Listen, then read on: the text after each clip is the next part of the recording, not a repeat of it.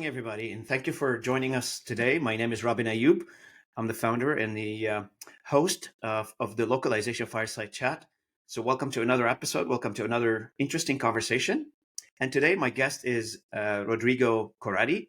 And Rodrigo, welcome to the channel. Thank you. And Rodrigo is a well-known name in the localization industry. Rodrigo spent about 25 years in the localization industry, specializing in machine translation technology, human processes and capabilities. And also now he supports LSPs in their journey for language technology and accomplishing their successful goals in the space, in the industry. Welcome to the channel one more time, Rodrigo. I appreciate you taking the time. And how is Valencia this time of year? I know you're in Spain, you're in Valencia. Are everybody on the channel interested to know where people are when I talk to them? So the floor is yours. Absolutely. Thank you. Well, Valencia is getting warm, so I've got the air conditioning on for the first time today. This time of year? This time of year, it's starting already. So, and Valencia is kind of, it's a very interesting place, a very cosmopolitan, and it's going to be the venue for GALA in about 2 weeks' time. So I've got a lot of There's folks. a lot of excitement on that. Absolutely. And I joined Lock Lunch. So I've been doing the Lock Lunches here in Valencia. We set up 2 months ago. Found that we had a really, really interesting and very interesting community of linguists and associated sort of language lovers from universities, schools. And interesting enough, that they'd not really heard about a number of things that we've talked about. What they had heard about was AI, sure. So that's been like a big focus of our Lock Lunches in many ways. But Valencia is a great place. Obviously, the weather is wonderful, and there's a lot of investment in Valencia. So I think you're going to hear more about Valencia as a city, as a place to live in the coming years.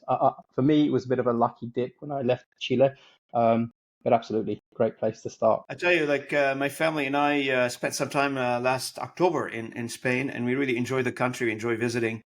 And even my wife, she enjoys it so much, like going to Spain, that now she's convincing me to move to Spain. I don't know, like, if we can afford to move to Spain nowadays or not. I have no idea, but it's on the books. I have no clue when it's going to happen. Wow. So in any I'd case, encourage you. Thank you so much for joining me this morning. I really appreciate your time, and excited to know a little bit more about yourself. So the audience, tell us a little bit about your journey, Rodrigo. Everybody in this channel, we tell them, and everybody's interesting stories. They to say, how did the journey start? How did they become involved in the localization industry? And everybody's got their own unique way of finding their way into the localization industry. I'm very excited and very interested to find out your story. Tell us your story if you don't mind. Not at all.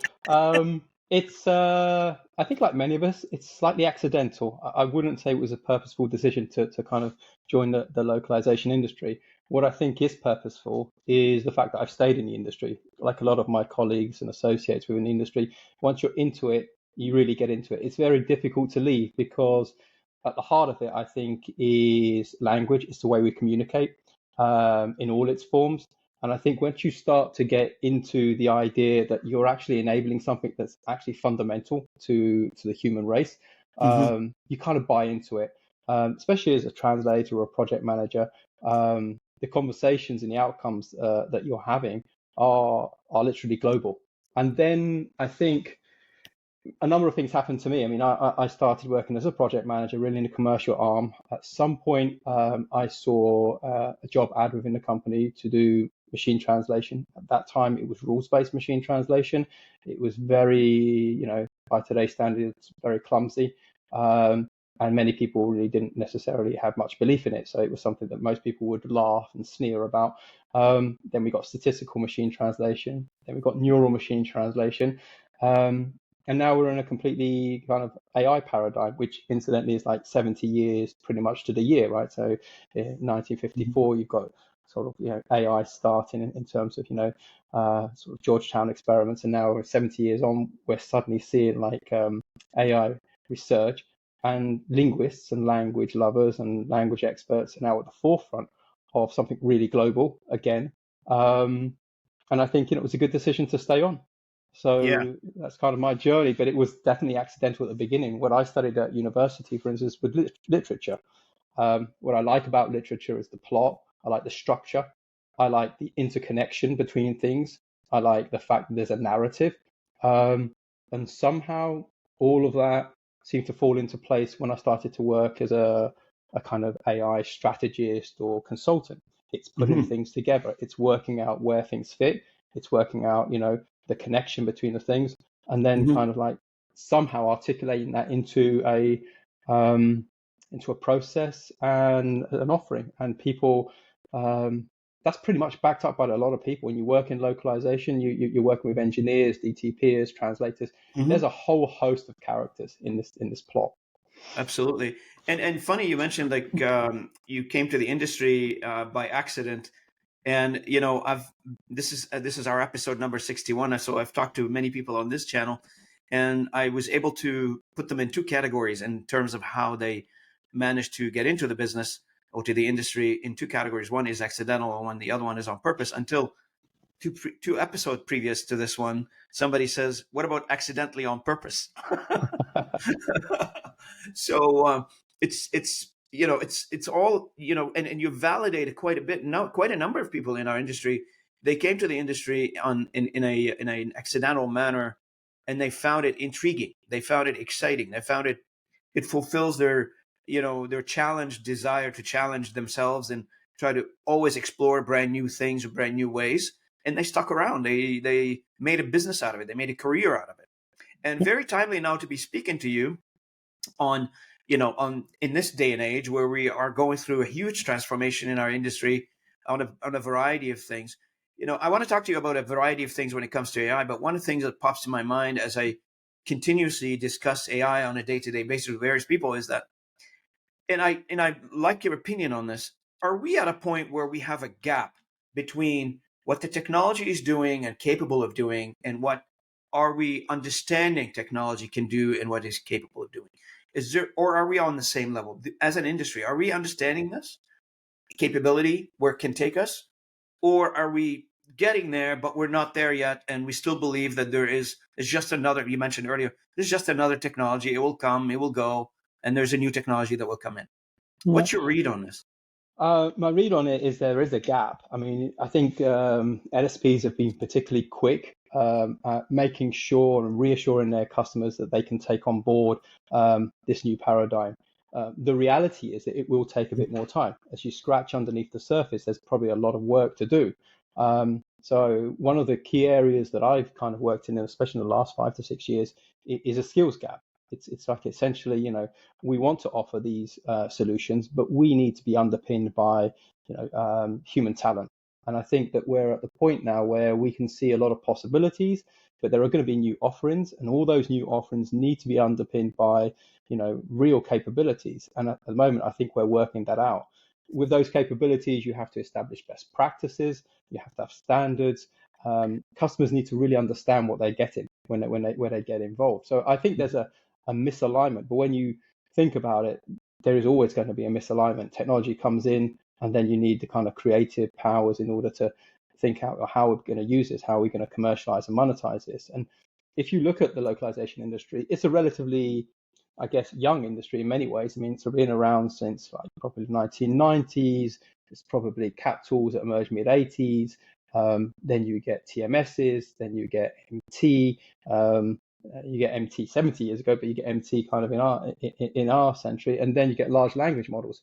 Every time these steps have been incorporated, not just on a technology level and integration level, but also when it comes to kind of human talent underpin it and actually contributing to the actual success of it. So I think we have to be confident that actually there's something in the localization industry that has always been regenerating. It's almost sleptwalked into the AI paradigm, and it has a huge number of virtues that I think is probably one of the reasons it's actually quite an interesting paradigm for other industries to look at, especially that integration between human and technology. And if you take a scan across our industry, Rodrigo, you characterize the industry very well.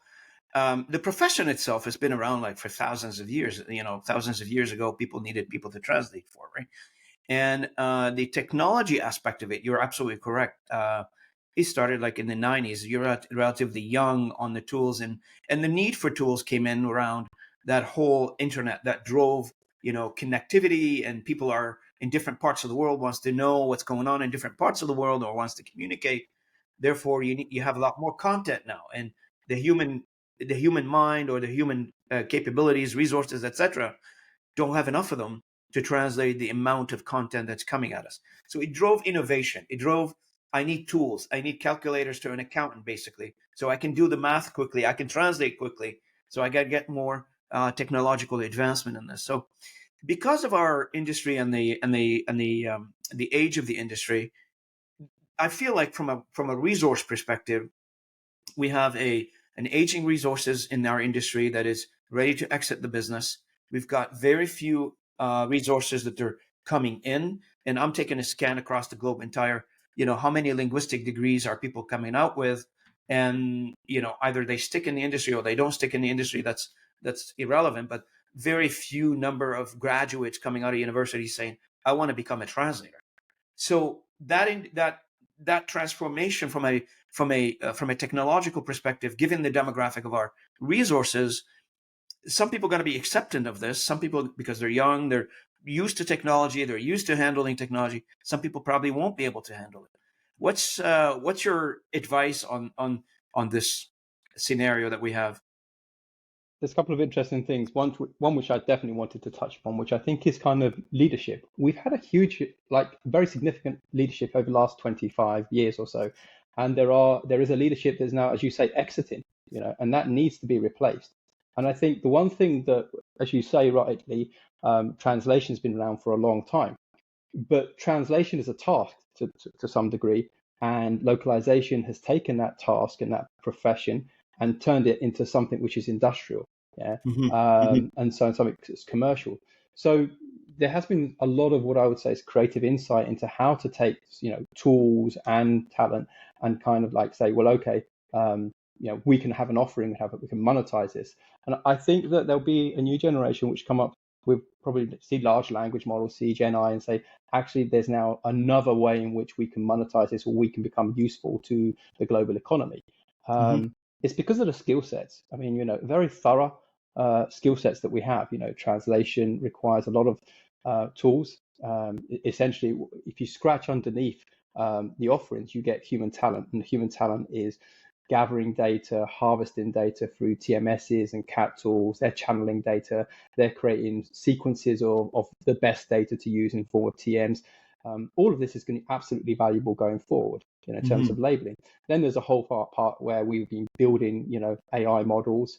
So you look at AI models, they need to be built, they need to be tested, they need to be troubleshooted. You need traceable types of AI, so there's governance around it. It's a repurposing of skill sets that's really required. And I think that when you start to not think of it just as translation and machine translation as a replacement of it, you start looking at skill sets, actually it's very exciting, because not all industries have that kind of cognitive and critical thinking in their processes. And we've had that for a very long time. Probably 3 or 4 technologies come along, they come in, they get introduced into the process, and we move forward. And that's quite a lot for what, 2 or 3 generations. So, the talent piece, there's a couple of school of thoughts in here, generally speaking, in the industry. One that would say, we need to repurpose, retool, reskill these individuals, as you mentioned earlier, and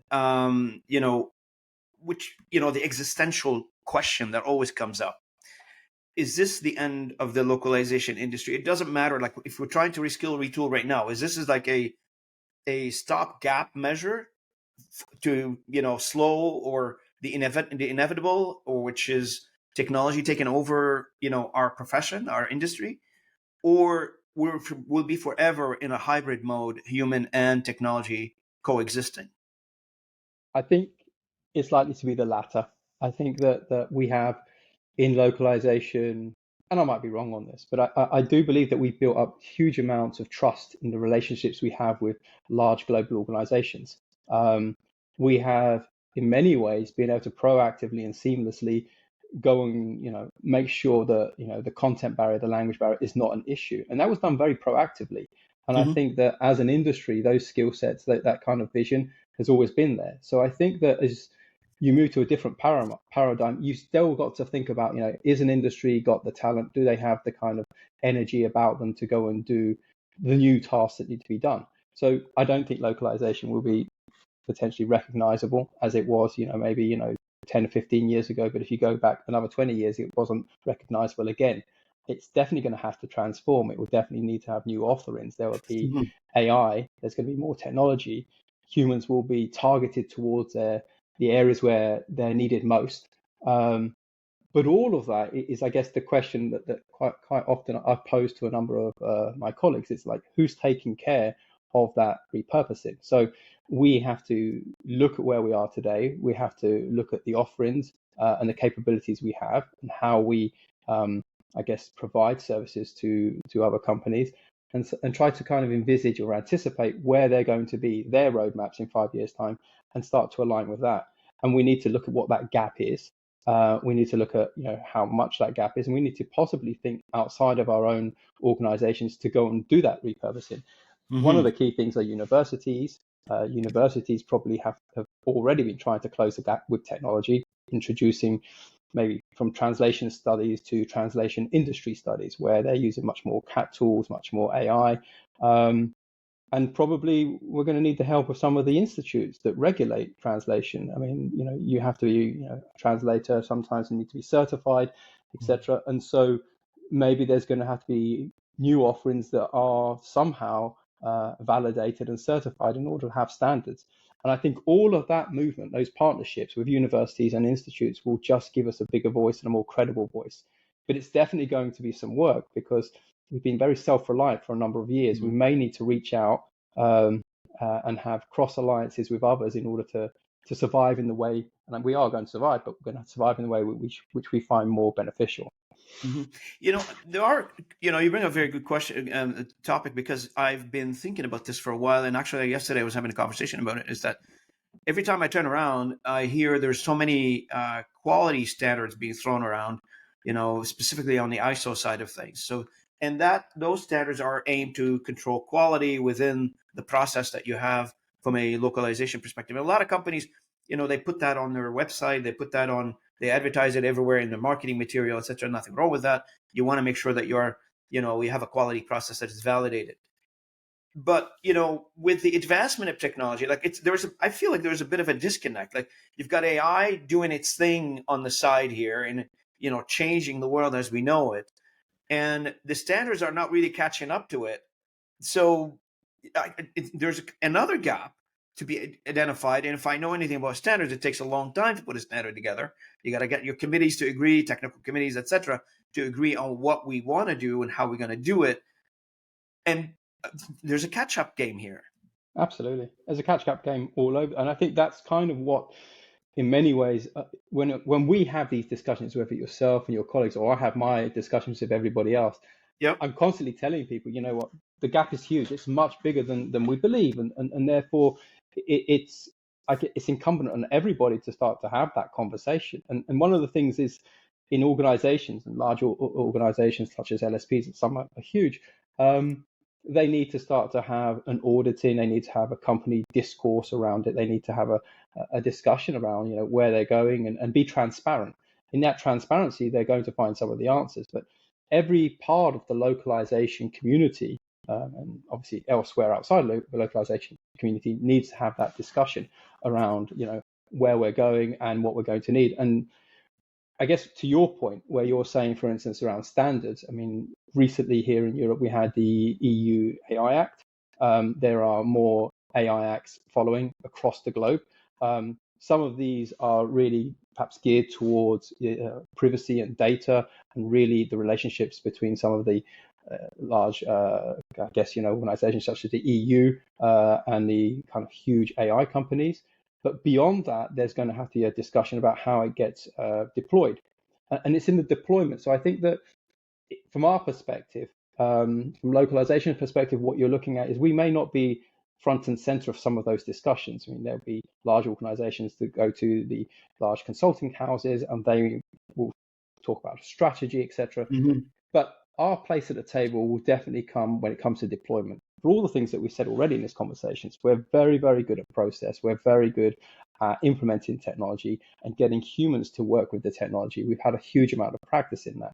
So I think when it comes to large language models, enterprise level, when a company wants to start to build their own large language model that replicates their values and their information to their employees, there's a huge amount in which the localization companies can contribute to that process, to that onboarding, to that deployment. Yeah, Deployment is really what we do that's right. in that respect. So I think all those things will emerge over time, all those standards, the best practices. But I think we're quite good at best practices, so we're definitely going to help out there.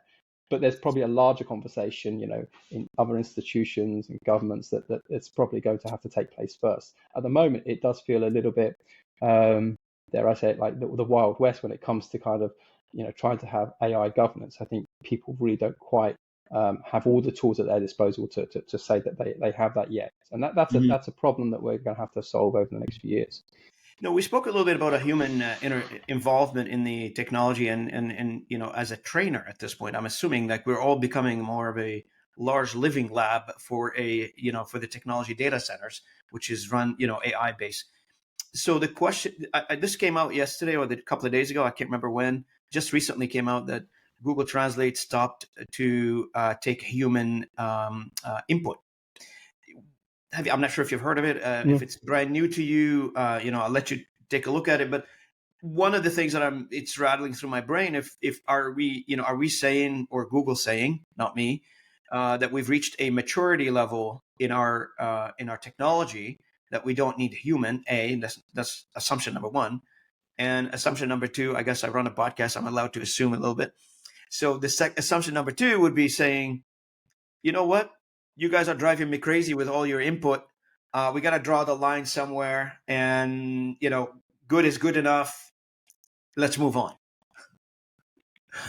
I mean, it could be. I mean, I'm not familiar with that, but essentially that we have an issue, I guess, with trying to disambiguate what is good data and what data could corrupt our system. So at some point, I Yep. think that there probably needs to be a pause, and it needs to be a calibration what's being harvested, in order just to make sure that they can move forward with some level of confidence in the outputs that the large language models get. We're all very familiar with the LLMs hallucinating, and so I think that in itself is a problem because people are going to feel worried or mistrustful, and I think we need to get to a level like we got to a level in the industry when it came to machine translation. We have to Yep. sometimes pause. Quite often, we released languages in a very phased way, so we knew that some models were better than others, some models were better on some languages and some content, and it was I was very, going to ask you very that. Yeah. it was introduced very methodically, and quite often, we saw that there was probably, I think, a consensus, that languages such as the Figs and some of the Scandinavians were okay for a while on certain content, and then we built out.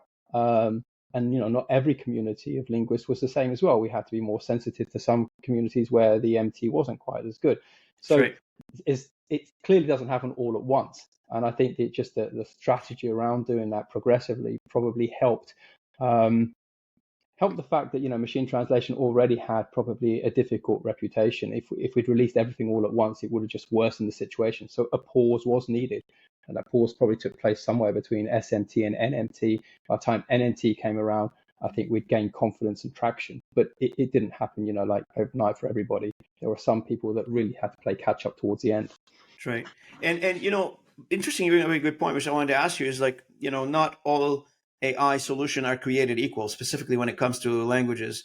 And I've always been saying this: not all MT engines are created equal. Some of them are good at certain things versus other things. So where does this whole idea, and I know it's a policy thing, I know I know what the answer is going to be on this one. Where does the data security sit within all this? There's a lot of conversations around data security in Europe, in North America, in Asia, everywhere. Everybody wants to protect their own data, and the data needs to stay within whatever paradigm they define, be it geographical or non-geographical entities or virtual entities. How's the European Union, since you are in Europe? So how's the European Union? I know they've got a bunch of policies on data security and data protection. But how are they dealing with this entire AI discussion when it comes to data security?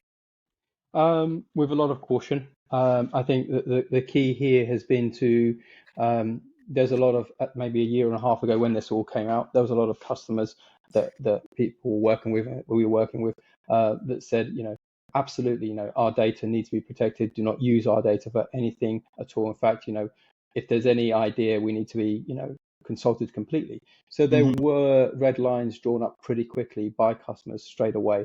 And I Yes. think essentially that was the start of the caution we've had. Now that's always been, I think, part and parcel of what localization has done with data. We've had TM data, and we've always been very careful with that, Hmm. ensuring that translation memories were always client specific, etc.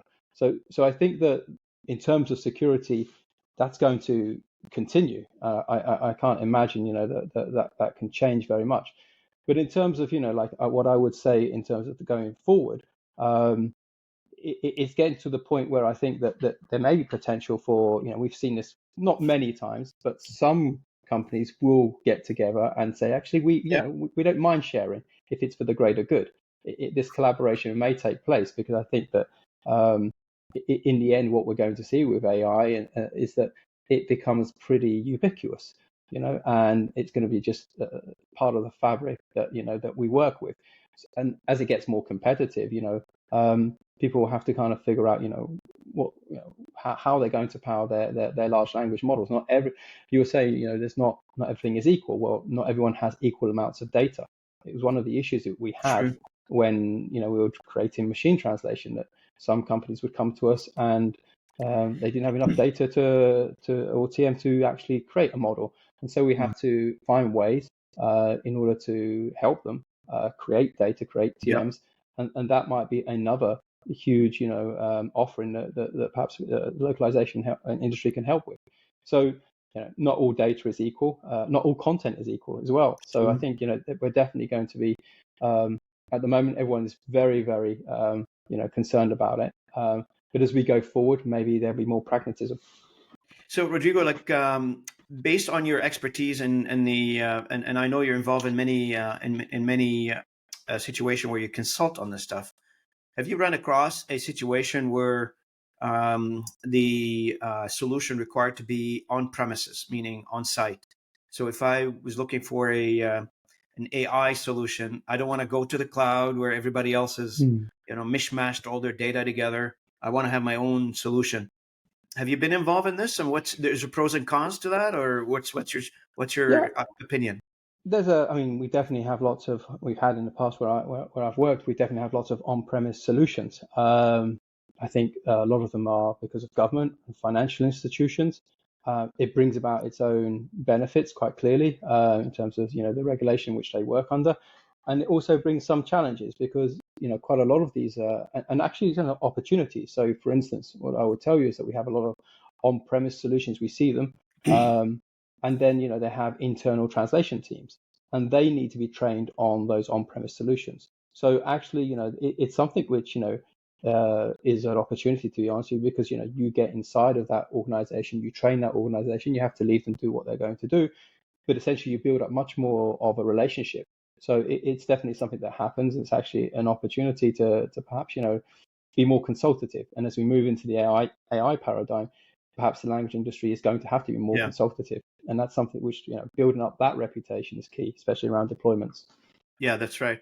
Now, in your job in your profession right now, my understanding is you consult on these things, you provide your expertise to the industry and outside the industry to users of our industry, etc. So, what is your thoughts and to if somebody was asking you as a part of your consulting work around creating new offerings. So now I know what I need to know about AI. I know what I need to know about my customers, and I know where this world is heading in the future. I need to reinvent my the way I do business as a business owner in the localization industries in the industry. So what is your you would say your advice to somebody who is trying to create new offering in their business? Absolutely. I think one of the key things about new offerings is that you'll see that having a brainstorm internally and trying to repurpose the skill sets you've got is one of those fundamental things. That's why this open discourse within organization is so powerful. If you look at leadership, perhaps some of the solutions won't come from leadership, perhaps they'll come from other places in the organization. There are folks that are much more digitally native, people that are more AI native, and I think it's incumbent to take on that discourse. When it comes to creating offerings, one of the key things is to come up with a list and then to start to pilot.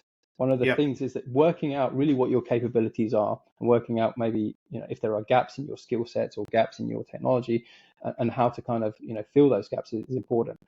Perhaps talk to some of the key customers that you have, look at, for instance, their needs, align to their roadmap, and say, actually, we have something here that perhaps we can run together as a pilot and build up that confidence. But it has to be obviously with a customer that's willing to put in the time and the commitment to a pilot, and then sit together, work out what the results mean, and then potentially go from there. But essentially, I think would say you have to really pilot some of your capabilities. There's going to be some probably outlandish ideas about what you can do, and those might not necessarily be very practical, but there might be some practical things that you can probably accomplish low-hanging fruit within the first few months to talk to a customer and get the feedback on it. So, Rodrigo, do you recommend having this within the core company that you already have as a business owner, or do you recommend having it as a division sitting aside a little bit? And there is pros and cons to everything, I guess, in this case. I'm just trying to picture it. Do I use the existing infrastructure, or do I create something new on the side that's got new perspective and new ideas, a new future outlook to how things should be done? What's your recommendation? My recommendation is a little bit, I guess, biased in terms of how I've worked in the past. Probably part of a small agile group that's slightly a nexus to the main organization. I think that helps to have some level of agility and be able to go to the rest of the organization and feed off some of the ideas, but have at least a core group that are completely dedicated to the idea of AI offerings. This has to be developed in tandem because the organization is still predicated on being operational and delivering what it has day to day. So unless you have perhaps maybe a specialized group that can actually build the solutions and take them forward, you're probably you're going to be distracted. So I would opt always to have a specialist group on the side, tasked with coming up with solutions, piloting solutions, and then looking how to monetize them. But I think it needs, at least at the beginning, a specialized group of very dedicated and committed individuals. I've seen it before, and it's not a far-fetched to think that some customers, if they believe in the solution or they need something so badly to be implemented because their business depends on it, I've seen it before where the customer invests in an idea and they become your partner to take that idea to the next level. Have you seen that? I haven't seen that necessarily, but I can see why that would work. I think that we are in a position in the localization industry to be attached to this large language model paradigm, and our talents and what we've achieved thus far might make us seem very capable to some organizations that say, actually, we have this great relationship with this LSP. They've managed to help us on a plethora of different challenges. You can see how much technology they've got. They're understanding. They're very approachable. Why not? I mean, I think that it's a conversation that LSPs need to take to their clients and say, we can do a lot more. Test us. Yeah, that's right. Now, one of the things is, I keep hearing, like, in your conversation today with me, and I appreciate you being with me on this podcast. I'm really enjoying this conversation. I have so many questions I want to throw at you, but I know they sometimes, like, my questions come in within a domain, and sometimes they move a little bit around. But I'm trying to get to a point. So I hear you talk a lot about IT. I hear my previous guests on this channel, they talk a lot about IT. Are we at a point where we are we're closely merging into an IT industry versus being a localization? I know we're all part of a knowledge-based economy, but are we moving toward being an IT industry with a flavor with a specialty in the language industry? I've not heard that question before, to be honest with you. I can see why that might come about. Because of the element of so much technology that we've had and deployment. I wonder whether whether that's what we want to do. I mean, the one thing is being capable of doing something, and the other is perhaps having the leadership to follow through on that idea. Wherever we end up, I think we've got to think about the talent that we've got at our disposal. Yeah. What makes you think that perhaps the IT would work well? I mean, you've been involved so many LSPs, but what kind of virtues do you So where think? I'm going with this is because the consumer the dynamics and how they buy things is changing. So the consumer and the customer that we used to know how they buy and the way they behave when they buy localization services 10, 15 years ago, even 5 years ago, is different than it is today. So back a few years ago, we used to have a lot of touch points with our customer, face-to-face interactions, etc. If you look at the buying dynamics from customers right now, they don't want to talk to anybody mostly. I mean, I'm sure there are exceptions, and the 80-20 rule applies everywhere in the world. So I'm sure there's exceptions.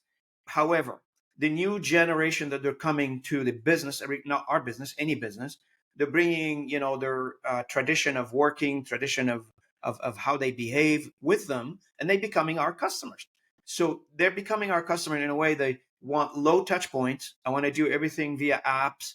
I want to buy things without even addressing anybody. Just put it somewhere where I can see it online, and I'll do my transaction hands off kind of thing. And that behavioral changes combined with what we're talking about from a technology shift, I think it's going to require, because the integration that we talk about, large language model, AI, TMs, etc., it's going to require a lot of IT effort to bring it Mm. together. They can't sit in containers in isolations. They have to take advantage of all. We have to take advantage of all the resources, the IT resources. So the investment in the development and research and development for each company, they're going to put together to make sense of it all and to create new offering and to build these building blocks from an IT perspective. It's putting a lot more resources into IT now versus, of course, you're not going to get rid of the current resources that you have in the linguistic point of view. You're going to make use of them in validating what I'm building from an IT perspective. That was my thought when I asked you the question. Got it. It makes sense. And I'll tell you why it makes sense to me. Because actually I live in Valencia. So Valencia is very much looking towards have a huge amount of startup culture and startup hubs here in Valencia. And having been to, the fairs and the conferences here in Valencia and met with a lot of startups, you can see exactly what you're saying about low touch points, much more fluid. And I think that type of customer is probably, the next generation, a generation after, and a generation after. And so, they will see, large language models as part of their roadmap and potentially, lower touch points. And for them, that might be the much more fluid way into interact. And I think that brings us kind of to another area of localization challenges, really, or opportunities, depends, how you look at it. The customers that we have today are not going to be the same as the customers we have tomorrow.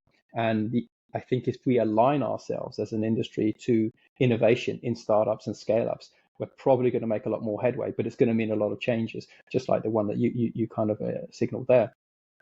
So one of the things like I've seen in other industries, and you brought up a little bit, this whole discourse in terms of how we talk to each other as an industry leaders to enhance or to find ways to solve some of these challenges that's facing us as an industry. One thing is I feel like the problem is not unique. The challenge is not unique. It's every company is going to go through this. Make sense of AI, combine it with your large language model, and figure out how to marry all this together with your transition memories. But I feel like everybody is working in isolation on something different specific to them. I get it. Every customer is specific, every company is specific. But on the face of it, from an architectural point of view, there are some commonalities that as an industry, instead of having 19,000 companies in our industry trying to figure out, each one of them trying to figure out on their own, of course, there are the technology providers that are trying to figure out for us as well. Wondering, how do we encourage, cooperation? How do we encourage, because it feels like to me we live in a competitive world. Nobody wants to talk to anybody. Everybody's afraid of everybody. I don't get it. I don't understand it. But here you go. We are where we are, where we are. Why don't we just like a poker player, right? So show your cards. Let's solve this problem together, and it be beneficial for all of us. Am I thinking too naively here, or Well, perhaps not naively, but I mean, some of this is happening already in terms of, deliberate actions, mergers and acquisitions. So we're seeing a yep, number of mergers and acquisitions, and I think there's a couple of things behind that. One is that, there hasn't been a huge amount of growth necessary for the industry because of a few difficult years. So mergers and acquisitions is a way in which, you can kind of resolve some of the lack of revenue and combine forces. Some have been more strategic than others. Some are really predicated on finding more, I guess, technology. And when you see these mergers between technology companies and LSPs, it's interesting to see who comes out in terms of the leadership. Sometimes even if let's say the LSP is the greater part of it, actually the leadership is going to come from the new CEO, will be part of the smaller company that was technology driven. So some of what you're saying, it just happens because people have to aggregate their talents. And some of the other things if you look at, for instance, the agenda of a number, like if we go back in time, we look at the agenda of Lockworld or GALA or some of the big places, last 5-6 years, they're starting to change. If there was, a predominance of one area, now, none of them are not going to be talking about AI, and people come to share in those areas. And again, like I was saying earlier about partnerships that the LSPs will have to, I guess, foster with institutions, translation institutions, with universities. So I think there are multiple players. It may not be that the LSPs want to necessarily work together, and there's probably barriers for that. But there are other players in which you can partner, and it's very valuable to do so. yeah, absolutely.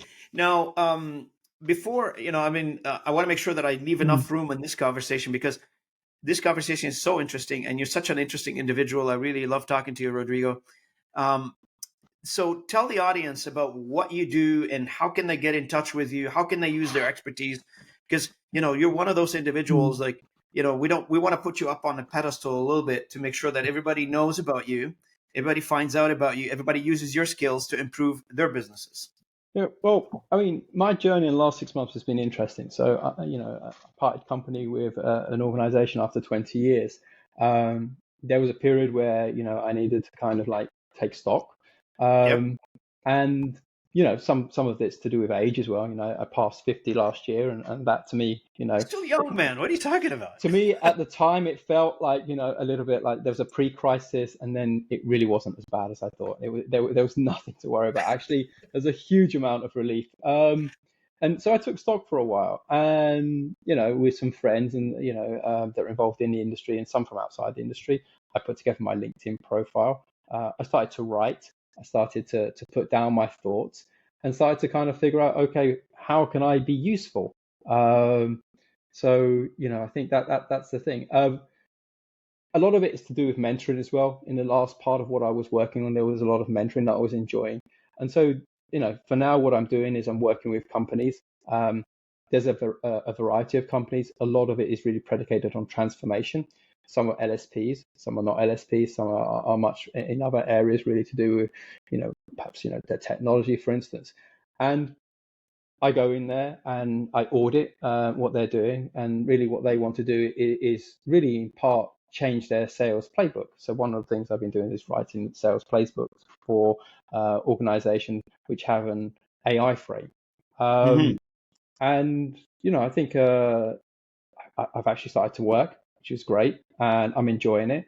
It was challenging because you're going into an organization that you don't know, and you have to get to know people very, very quickly, and you have to kind of, talk to them, and I think for me the challenge was, try not to be too inquisitive at the point where I feel like I'm grilling somebody, but try to make it like a conversation. They're meeting me for the first time, but after a week or so, the barriers come down, the tension comes down. People, realize that you're there to help. Um, and then you've got to be accountable. The interesting thing about being self-employed as a consultant is that, you're measured by pretty much, what you're able to give back and how quickly you're able to give back. So I think in large organizations, sometimes there are layers of bureaucracy. Um, I'm asked to come in, asked to do things quickly, and I'm given a mandate to do that, and that's actually very satisfying. So that's what I'm doing at the moment, kind of, and especially around the area of AI deployments, where looking at the processes, looking at the technology, looking at the people, and then figuring out where's the next step? Where's that offering that's going to make us more, competitive, unique? Yep. And I'm enjoying it. I mean, I'm getting to speak to people, on a daily basis, and learning huge amounts. So it's very pleasurable. And like I've had some articles published, which I was very grateful for. And everything gets thrown onto LinkedIn, which is another thing, which is social media. LinkedIn is a social media Yep. platform. You've got to do your self promotion, as it were. Talking to people such as yourself, Robin. All of this didn't necessarily come natural to me when I first started this about a year and a half ago. When I first started to say I'm going to have to get onto social media. At that point, I needed to go to an expert. The Mhm. expert I went to was a 15-year-old. She was my daughter, and she she explained some of the things I'd need to do, and helped me along the way. And I'm very grateful for her expertise and especially her patience. Oh, what a wonderful story! Thank you. I appreciate you sharing this. That's great. Before we adjourn, is there anything else that you think it's important for the audience to know before we wrap it up? No, I mean, I think to me, I think the transformation that's going to take place needs a lot of leadership. It's not going to be a Yep. pyramid leadership. I think, leaders have to be very self-reflective. They need to figure out, Yep. what talents they have and what their contribution will be, and they need to find Mhm. the talents and contributions throughout their organization. Um, I think that we need to kind of recognize that there might be a number of approaches. You have to put into place, pilots. You're going to have to be brave. Mhm. You have to approach your customers. Um, and I think in that sense, you're looking towards just creating a new culture within your organization. Um, Mhm. and I think the good thing is that, like we're seeing a generation coming into the workforce that are much more digitally native, much more AI native. And it'd be Able. interesting to just to see, how we harness sometimes young people come into the organization or into the industry and they're given only a certain amount of responsibility. Actually, it's quite interesting, and I know my story is a silly one, but it did. I had to look down and look around and figure out, okay, where am I going to get this advice from? And it comes from probably the most obvious place, the younger That's right. generation. That's right. That's right. So I want to thank you, Rodrigo, for joining me today. I really appreciate it. I really thoroughly enjoyed this conversation. You too. Thank you. I wish you come back again Yeah, and do absolutely. another podcast in another time, maybe on another topic, etc. Whatever you have in mind. Always good to talk to you. Yeah, And thank you so much for being part of the call today, part of the conversation. To our audience, I want to thank you for listening in. Thank you for being part of this podcast today with Rodrigo Corradi. Rodrigo, again, thanks a lot. Any last comments before I stop the recording? no, just really for all those that are perhaps coming to GALA in Valencia, feel free to reach out to me. I'd love to meet you. Enjoy the event if you're here, and yeah, absolutely. Thank you so much, Rodrigo. Thanks everybody for listening in. And if you're not a subscriber, please consider subscribing to our channel. Would love to see you as a subscriber. That way you can get all of our updates. And we record these things. I record these things on these podcasts on a weekly basis. So it's always a new, fresh perspective, fresh conversation. And it's all about keeping the dialogue going in our industry. So thank you so much, everybody, for listening in. Thank you for our guest, Rodrigo, for being part of this conversation. Most Enjoy welcome. Valencia, Rodrigo, and enjoy the weekend. Thank you. Brilliant. Likewise.